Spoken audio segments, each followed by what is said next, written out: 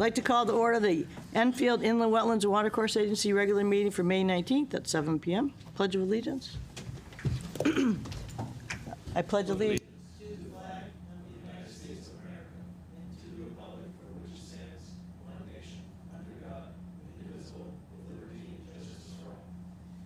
Thank you.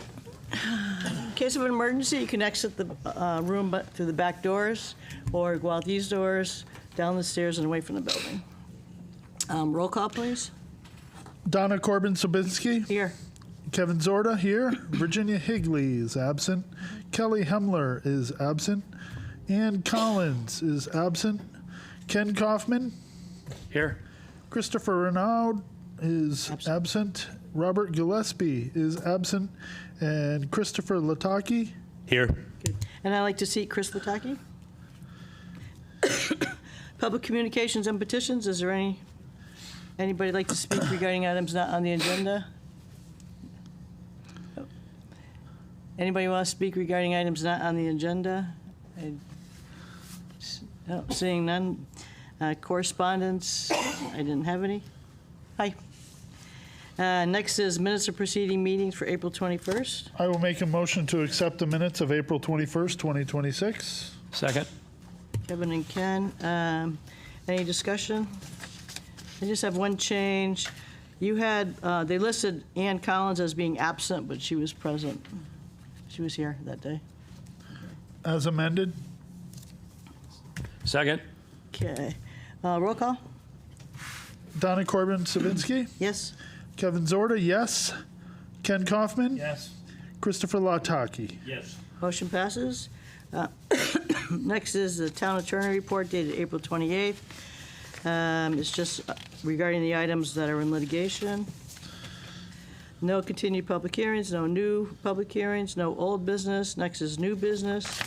It's AAA 144, 6 Judy Drive, application for an agent approval for a detached garage and new driveway within the wetlands and upland review area. Scott Rosenthal, applicant owner, map 52, lot 45, R33.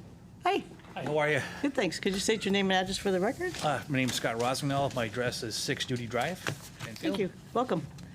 Want to tell us a little bit about your project? Or? Yeah, I've been a property owner for 26 years this year. Nice. Ever since I bought the property, I've been wanted to put a garage on it, and I can finally do that. So I am here to petition to get an agent approval to approve so I can build my detached 2-car garage. Okay. Good. Thank you. Do you want to add anything, gentlemen? Yeah, just some overview on it. This is, like Scott said, it's an application for an agent approval to construct a 24-foot by 26-foot detached 2-car garage with slab, also a larger driveway at the listed property. This project's going to include site work for the slab and driveway. The structure is to be located to the right of and behind the existing house on the property. All construction will take place towards the front of the property, away from any potential drainage issues areas from the old Porter and Chester towards the rear of the property. Thank you. I have site pictures if you guys would like a copy of it. Is it this? Is it what we have, or? No, I took these yesterday. Oh, okay, sure. Don't you have them? Thank you. Okay. Oh, nice. Give a few extra. Oh, wait, they go together. See, there's two pieces. I know Yeah. the GIS says that there's a brook on my property, but Was it as you that, can I see, guess? there is none. They're two, yeah, looks like there's two. That's okay. It looks like they're all different. Oh, okay. Take a quick look at them. Yeah. I guess they're all different. 24, 26, I'm jealous. Well, I went 24 by 24. I'm like, you know what? I'll just go. I need room for my toolboxes. You know. Yeah, there you go. Yeah, it looks nice. Anybody have any questions? No, just vehicles stored in there, nothing. Yeah, that's it. Yeah. I did see on it, gentlemen, you guys have anything? Before I did see on the notes the erosion control sediments, but I do see them on the plan. Did you add them after? Yes, so the staff report here is slightly outdated. The applicant has since submitted updated site plans that show a silt fence behind the proposed garage on the property, kind of between it and the wetland. Okay, just verifying that, that's all. The other question I had was soils. You gonna dig some dirt up, and what are you gonna do with it? Are you digging any dirt up? There's probably be some excavation. I'll use whatever. If it, my whole front of the yard, basically it's all topsoil. Oh, okay. So whatever was there, if I can reuse it, I'll reuse it. If not, I'll have it hauled away. Okay. It's good to know. Anybody else have any? No? To my left? You guys have any? No? That's agent approvals. Yeah, All right. okay. I will make a motion to approve for approval of agent approval for AAA number 1446 Judy Drive application for an agent approval for a detached garage and new driveway within the Wetlands and Upland Review Area. Scott Rosignol, applicant owner, map 52, lot 44, R33 zone. Okay. Second. With the following conditions, there isn't any, Yeah, there's no site specific? There's no conditions because it's agent approval. Yeah. Second that, They'll do. please. Okay, Kevin and Ken, any discussion? Yeah, seeing none, roll call? Donna Corbin Sabinski? Yes. Kevin Zorda, yes. Ken Kaufman? Yes. And Christopher Lataki. Yes. Yes, 4 in favor, motion passes. Good luck with your garage. Excellent. And I'll see you guys tomorrow morning with my check, and I got to meet with one of your inspectors tomorrow. Nice pictures, by the way. Wasn't so scary, right? Was that? Wasn't so So scary. scary. No, it was actually it was very pleasant. Thank you very much. Have a good evening, guys. Okay, thank you, have a good evening. Okay, so next is enforcement reports. There's nothing new in terms of enforcement reports, but I just figured I'd like to mention it because the chair may be aware of this, but to the rest of the commission. So the last meeting at 174 Shaker, there was that violation that was sent out for the storage of materials within the wetland. They had asked permission to have until May 31st to clean up the site, which we had granted them permission. And so at this time, we may see them at the, what is it? I believe it's the June 2nd meeting Yeah. is the next one. Yeah. The June 2nd meeting. So, because they were going to come the beginning of May, we Yeah. canceled the meeting. So then the attorney sent a note saying Yeah. they're taking care of it before then. Yep. So we just wanted to make sure everybody knew that they're not coming. Okay. Planning staff report? One quick thing, I would like to notify the Wetlands Commission that the meetings for June and July, those dates are 6/2, 6/16, 7/7, and 7/21 of 2026, are going to be held at 6 p.m. instead of 7 p.m. That is because of the outdoor stage concerts that are going to be happening over on the outdoor stage over there on the town green. These are still going to be regular meetings. They're not special meetings. Yeah. And then there was a couple, August 4th and the 18th? Well, there may be some. Yeah, there's a couple in There are some concerts during August, but we were talking more specifically about about how they affect the Wetlands Commission Pardon? meetings, because there are no wetlands meetings in the month of August. Oh, that's Yeah, right, that's that's what I right. was gonna say. Okay, Yeah, yeah, that's that's right. Sorry. I'm just Like, reading, oh, I'm just reading the chart. It's all good. Yeah, that's good. Yeah, so at 6 o'clock, we'll meet during the next few meetings. Okay.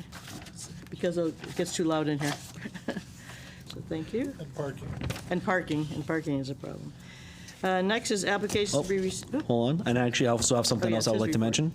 So, I don't know if any of you are aware, but at the previous Planning and Zoning Commission meeting, there was an informal discussion about, more specifically, building coverage within the industrial park. So this is the area. So you have the mall area, and then on Hazard Road, there's the little strip mall. And then behind that, there's this giant open vacant land with a bunch of wetlands on it, some industrial buildings. This was supposed to be an industrial park designed back in the 1970s. When they designed this, the zoning regulations had a building coverage, which, depending on the size of the lot, the building coverage would be either 20%, 25%, or 33 1/3%. And the impervious coverage is 66%, just like all the other industrial zones. So the industrial park itself never got really developed because after the industrial park was designed and planned out, the wetlands regulations then became federal law. So because of us sitting here today, the industrial park never got fully recognized to what it could have been.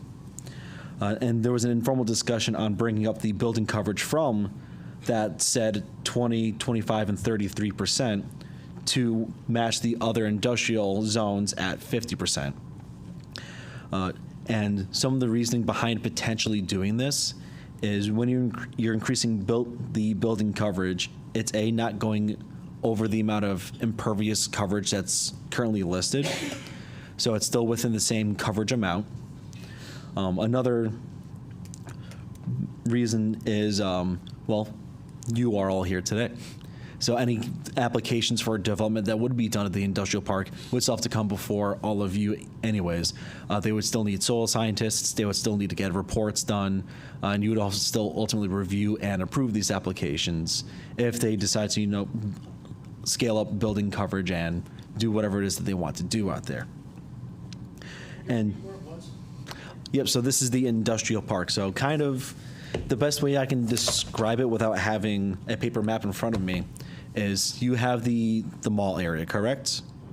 And then when you go south on to Hazard Ave, there's like that little strip mall there. This is the area in between that strip mall and South Road. Oh, okay, yeah, it's Phoenix Drive, Phoenix and Freshwater, on the other side of Hazard. That's all industrial. Jacob is on there, and Yeah. there's Niblett Road, all those woods are still fine.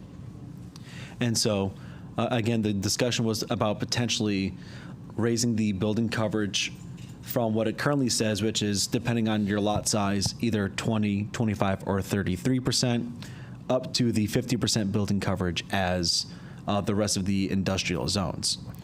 And from the planning and zoning side of things, it doesn't sound like a huge change. It would make it in line with some of the other zones. They all just wanted to hear what you, as the Wetlands Commission, had your thoughts about it, because so much of that property or so much of that area is encumbered with wetlands. We would value your input on it. Yeah, it's a very complicated wetland area. Yeah, it is. When we did AAA went in, and that, I mean, that was huge. I know it's not right there, but. Yeah. So, and you said it's not gonna increase impervious? Correct. So a Stream? potential change would be keep the same amount of impervious coverage, which is 66%, but raise the building coverage up to 50%, just the same as the other industrial zones. Alright, so then, to me, it doesn't matter, as long as the impervious is, and they gotta come before us anyway. They gotta come anyway, yeah. Right, so would that be something that you, as the commission, would be okay with? Is there anything else you would want, maybe in consideration, or? Well, we'd have to look at each application as Yeah. it came in. Yeah. Because there's a lot of different wetland stuff in there. Yeah. Right. And they would all be different depending on what piece of the property they're doing. That stream goes. Yeah, Oh, yeah. yeah. But it sounds like overall, you all as a commission, at least the four of you that are here, are not opposed to Yeah. increasing that building coverage. No. Okay, perfect, thank you. And now we're done with the staff report. Oh, okay, sorry about that. No, it's all good. You didn't know what we had to share. No, I didn't. Applications to be received, we have AAA 145, 117 North Street. Application for an agent approval for material covered within the upland review area. Joseph LaCory, applicant owner, map 93, lot 15, I-1 zone. So, I know I mentioned to you on the phone.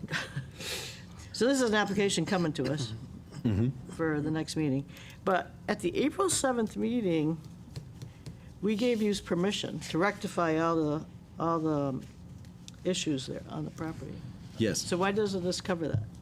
So, at the prior meeting, as you had stated, you all agreed to the jurisdictional stipulation. Right. It's just, however, that stipulation did not take into account the left side of the property, or in other words, the west side of the property. Yeah. So the purpose of this application is to rectify this last area.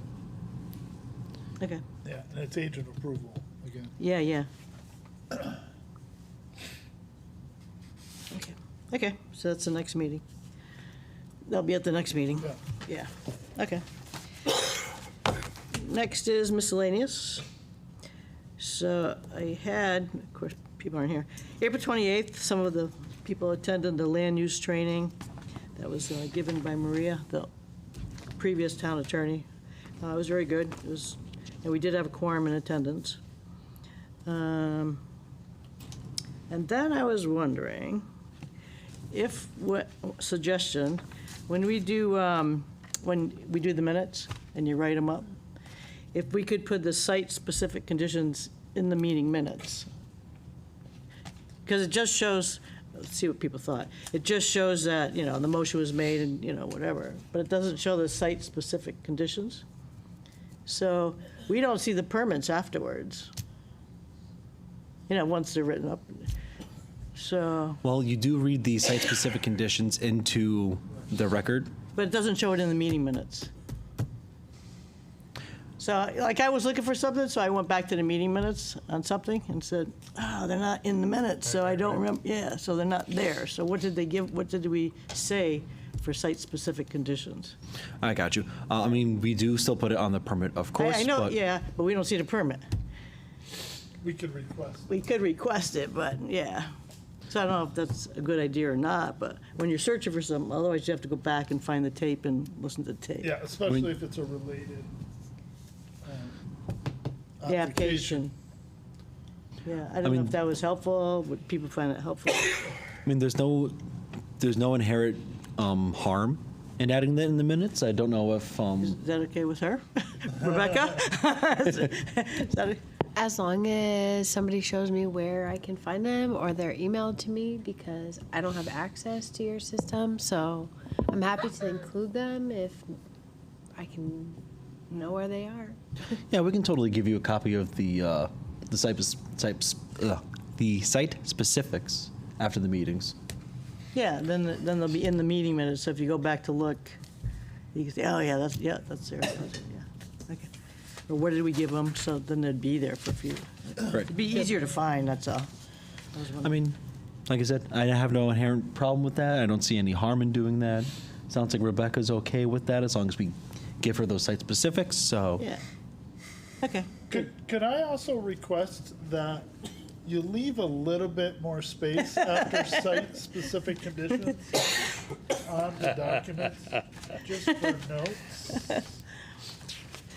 When you make these?